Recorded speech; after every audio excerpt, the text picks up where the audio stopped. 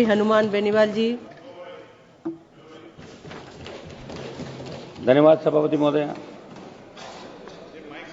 सदन में आज वित्त विधेयक 2025 पर मैं अपनी बात रख रहा हूं। सभापति जी,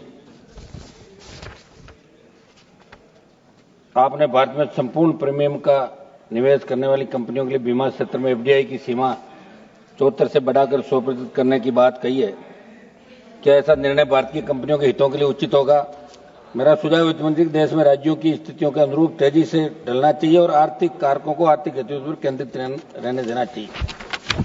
सभापति जी, दवाइयों पर छूट, आपने कैंसर सहित कई दवाइयों पर कस्टम छूट की बात की, लेकिन मैं आपके माध्यम से सदन को अवगत कराना चाहूंगा, आपसे मांग करूंगा मैं सरकार से कि मस्कुलर एट्रोफी और डिस्ट्रोफी जैसी बीमारी के इलाज के लिए विदेश से इंजेक्शन खरीदने पड़ते हैं, उसकी कीमत 16 करोड़ से अधिक है, तो आम आदमी के लिए खरीदना संभव नहीं है। मेरी मांग है ऐसी गंभीर बीमारी के इलाज के लिए दवाइयों का उत्पाद भारत में शुरू और सरकार के स्तर से आयात करके निःशुल्क उपलब्ध करवाने की। मैं देखता हूं कि सोशल मीडिया के माध्यम से लोग प्रयास करते हैं बच्चों को बचाने का, लेकिन वो 2, 5, 7 करोड़ रुपए तक ही इकट्ठा कर पाते हैं, वो 16 करोड़ की रेंज तक नहीं पहुंच पाते। हम भी अपील करते हैं, तो मेरी ये मांग है कि सरकार इसके अंदर ध्यान दें। सभापति महोदय, कृषि उपकरणों पर टैक्स फ्री, मेरी मांग है कि ट्रैक्टर सहित कृषि उपकरणों को जीएसटी मुक्त करने का आवेदन प्राप्त हो। मैंने कई बार मांग उठाई, पुनः सदन के माध्यम से मांग करता हूं ट्रैक्टर सहित कृषि उपकरणों को जीएसटी फ्री किया जाए। सभापति महोदय, आज सदन में 14.4 लाख एलआईसी एजेंटों की पीड़ा को मैं रख रहा हूं, जिनका भी बहुत बड़ा सम्मेलन दिल्ली के अंदर हुआ था।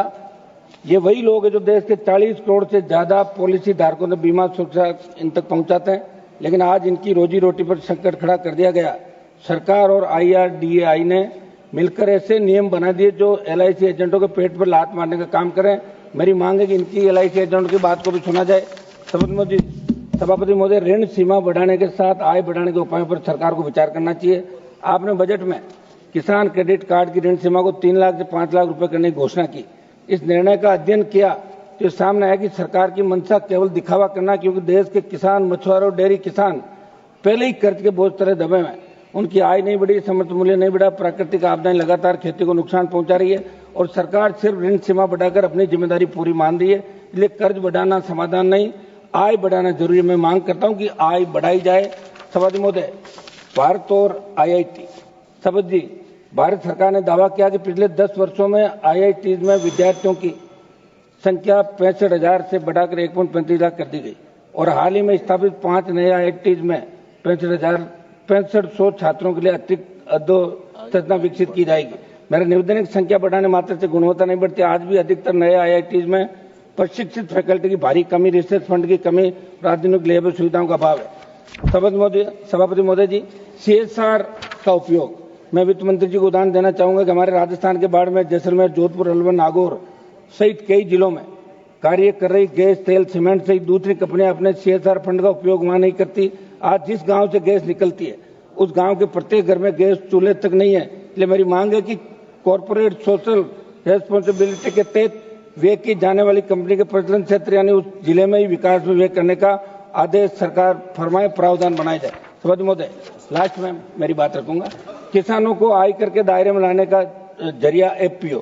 आज आप FPO के माध्यम से किसानों के उत्थान की बात करते हो, लेकिन मैं पूछना चाहता हूं कि FPO को कंपनी एक्ट में भी रजिस्टर क्यों करवाया जा रहा है? मैं सदन के माध्यम से देश को बताना चाहता हूं कि सरकार FPO के माध्यम से देश के किसानों को आयकर नेट के दायरे में लाना चाहती है, क्योंकि कंक्लूड कर लास्ट समाप्त कर रहा हूं, क्योंकि अभी कृषि उपज पर कोई टैक्स नहीं लगता। इसलिए मंत्री जी इस पर अपना व्यक्तव्य जरूर दें कि FPO के माध्यम से अर्जित आय पर टैक्स रहने का प्रावधान टैक्स फ्री करेंगे। पढ़ लीजिए, पॉइंट पढ़ रहा हूं, मैं तो समाप्त कर रहा हूं साहब, समाप्त कर रहा हूं। टोल टैक्स, मैडम सभापति महोदय, मेरा सबसे पहले सवाल GST को लेकर के